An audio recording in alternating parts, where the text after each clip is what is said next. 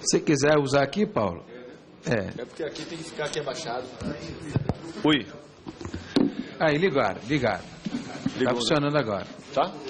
Beleza. Na verdade, parte do que eu tinha para falar já foi colocado aqui, já fui muito bem representado pelos mestres que estavam aqui se colocando. Teve um camarada aqui, angoleiro, que fez uma provocação mais cedo em relação ao conceito de esporte, aos conceitos que a gente está trabalhando, né? E eu estava pensando muito em relação a isso. Eu acho que tinha um certo equívoco por parte de alguns setores, quando eu falo esporte como sendo apenas esporte de competição, esporte de alto rendimento. Eu não sou desse campo, tem pessoas desse campo aqui, mas eu sei que é um conceito muito mais amplo de esporte. Eu fui muito bem representado, quero parabenizar a representante aqui do Ministério, a senhora Andréa, quando ela falou não é verdadeira a necessidade de institucionalização para acessar as políticas de esporte. Então, eu acredito nisso, né? Se é possível a gente entender, vamos dizer, a capoeira como uma prática corporal, como esporte, em sua prática tal como ela já acontece tradicionalmente, né? Então, poderia haver um apoio do Ministério dos Esportes à prática da capoeira tal como ela se dá, né? No gueto, nas favelas, nas escolas, academias, grupos, né? Associações de capoeira, né? Através dos mestres, contramestres, professores, formados da maneira tradicional, sem necessidade de passar pela academia, nem estar vinculado a nenhuma instituição, né? Então a gente pode avançar nesse sentido. Eu acho que a gente pode até aprofundar um diálogo da capoeira, né, com o Ministério dos Esportes, com a Comissão de Esportes na Câmara, nesse sentido, de pensar uma política de apoio à capoeira, né, com esse recurso do esporte, sem alterar a dinâmica da capoeira tal como ela é, tal como ela se dá. Foi como o mestre Soldado falou muito bem agora, né? Na verdade, a capoeira ela tem centenas de anos e essas legislações, essas entidades têm poucas décadas, né? Então, são essas entidades e legislações que têm que se adaptar à capoeira e não o contrário. Né? A gente não pode fazer que nem o leite de Procusto, né? Se a pessoa é grande, tem uma cama pequena, a gente não vai cortar a perna para poder caber no colchão. Tem que comprar uma cama maior. Então é assim que a gente tem que adaptar, né? Foram colocadas algumas coisas aqui, uma pena que o professor Sérgio saiu, né? Porque, poxa, eu fiquei coçando aqui, mas falei, pô, vai chegar a minha vez.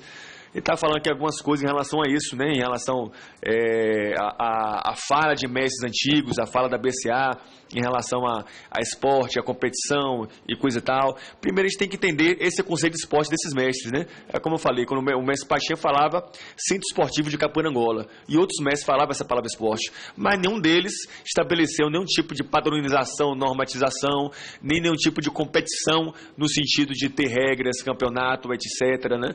Então era uma outra concepção de esporte. Nessa concepção a gente pode avançar, entendendo a cultura tal como ela se manifesta já de forma tradicional, né? E aí, muitos mestres, quando a gente começou a fazer esse debate do PL 3109, desconstruindo o finado Senuc, e esses mestres que estão nessa fileira aqui tiveram um papel muito importante nesse processo no Brasil, muitos mestres, muitos capoeiristas pelo Brasil todo estavam encantados com o canto da sereia, porque o pessoal chegava e falava, poxa, não, o capoeirista vai poder ter uma carteira assinada, né, ter sua profissão reconhecida, valorizado, vai poder ter direito trabalhista, mas, poxa, que maravilha, né?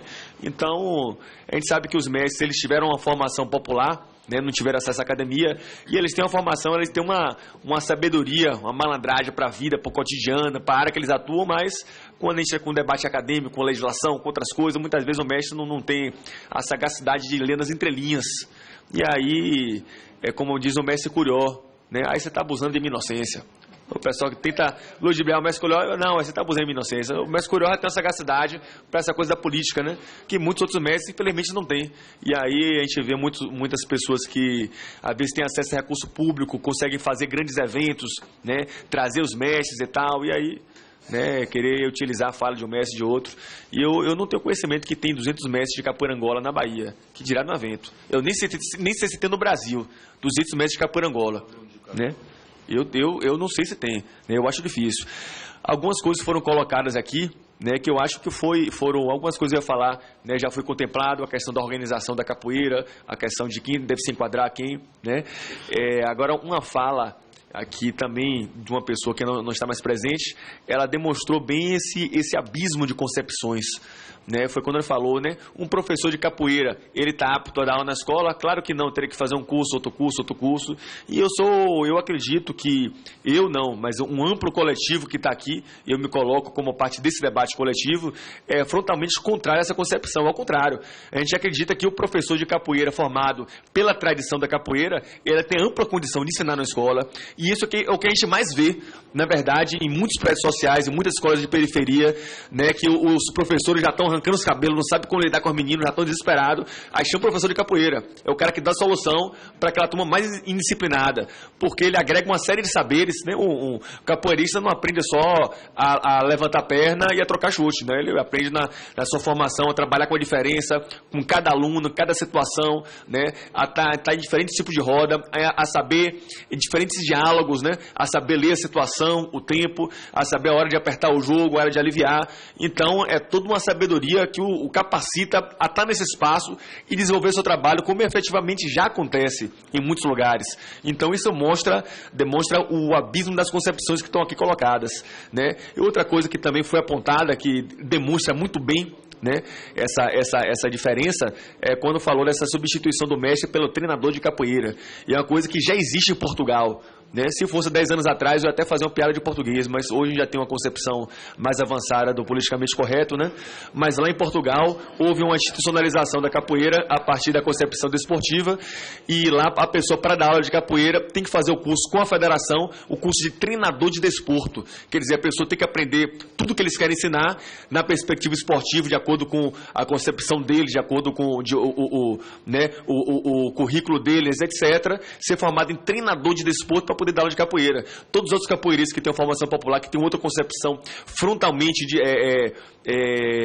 distante, né, diversa, contrária, eles não são contemplados, tem que se enquadrar naquela perspectiva ali e ser um treinador de desporto. Então, a capoeira, ela sobreviveu aí por séculos, né, sobreviveu à escravidão, sobreviveu à tipificação do Código Penal, né, repressão, racismo, e até hoje ela chegou até aqui, os mestres estão aí, passaram isso tudo para trazer a capoeira da gente. Eu não quero ser parte de uma geração que vai deixar o mestre de capoeira ser substituído por um treinador de desporto, né? Então, eu acho que essa é uma batalha urgente.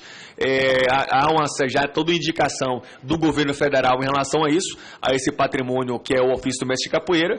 Então, acho que em relação a isso, não tem nem debate, porque a capoeira tem uma posição já bem consolidada e avançada, né? Então, eu acho que foi positivo o saldo dessa nossa conversa, e se a gente conseguir avançar numa política de esporte que não queira formatar a capoeira a modo estabelecidos, mas sim reconhecer sua prática tal como ela se dá em seu espaço, em sua forma, sua organização, aí a gente vai conseguir avançar. Então, muito grato a todas e a todos pela presença, pelo convite, parabenizo, né, pela iniciativa, parabenizo a todos que estiveram presentes aqui, até esse momento aqui, altas horas avançadas, para a gente poder avançar nesse debate e sigamos em frente na luta. Colocamos aí, deputado, a Rádio Capoeira à disposição da Comissão para andar o Brasil.